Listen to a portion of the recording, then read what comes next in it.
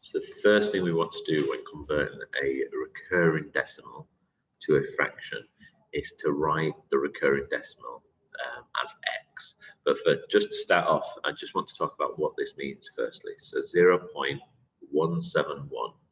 These two dots mean that the first and last digit, everything between there is going to repeat. So in this case, it's going to be 171, and then that repeats 171, 171.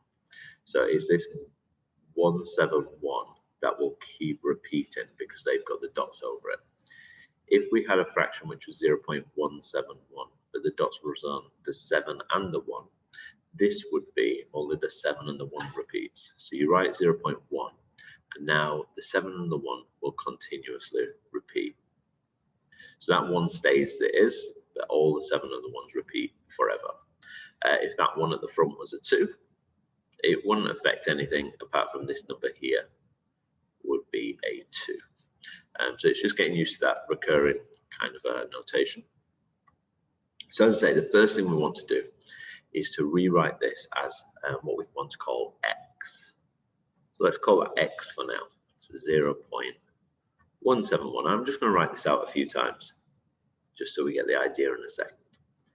The next thing we want to do is to consider how we can get this to basically what number we can times this by, such that it will continuously repeat again with the same numbers after the decimal place, but that is a different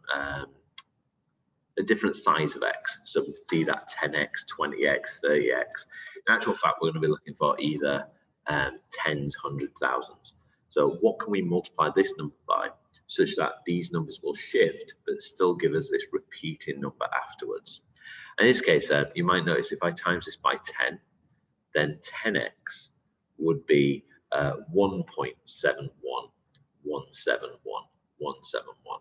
I want to get this decimal part to be the same as my original. So if I times it by 100, so if I times this x by 100, it's going to give me 17.117117. Now my number goes 1711, whereas this I've got 11711. So it's still not quite right. If I times this by 1,000, however, then I would get, so times by 1,000, the decimal point will be in between these two. So this one will move 3 times bigger. So it's going to be 171 point and then 17117. And so on.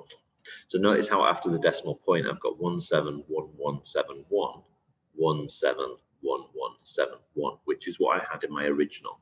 So it's this number here that I want to use. And I'm going to write that above my x. So I've got 1000x, and I know that's the same as, I'm going to try and line up my decimal points here to make it a bit easier.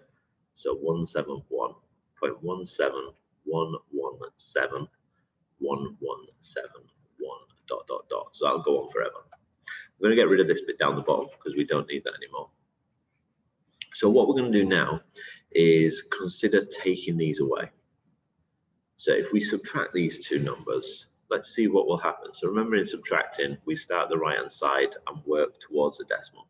So 1 minus 1 is 0, 7 minus 7 is 0, 1 minus 1 is 0, 1 minus 1 is 0. And this will keep going all the way to my decimal place. So in other words, I've got rid of all of that decimal part. And then 171 take away 0 is just 171. So on the right hand side, I've got 171. And then all this decimal part, we don't need to write that. So it's just 171 there. On the left hand side of my equal sign, I've got these x's. And we're going to do the same thing. We've got 1000x, and we want to take away just 1x. So 1000x take away 1x leaves us with 999 x's.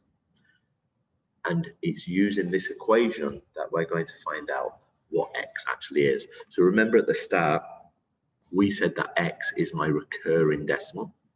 Here we're going to find it as a fraction. So we're just thinking, what do I need to divide through by here to get x on its own? So noticing this is 999 times x. So if we divide everything by 999,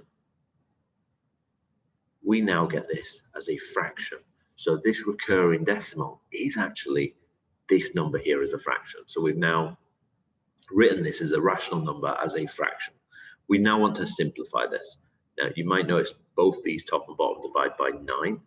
If not, a simple trick for the 9 times table, if the digits themselves add up to 9, then the number will divide by 9. So 1 plus 7 plus 1 is 9. So this number divides by 9. So if I do 171 divide by 9, I get 19, I believe. Yeah, 19.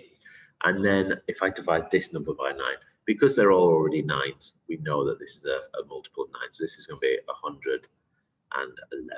And this is actually, for this particular fraction, that's its simplest terms. So you can try anything else to go into there. The facts of 19, because it's prime, are just 1 and 19. And 19 doesn't actually divide into 111. So I know that's the simplest form there. Hopefully that helps.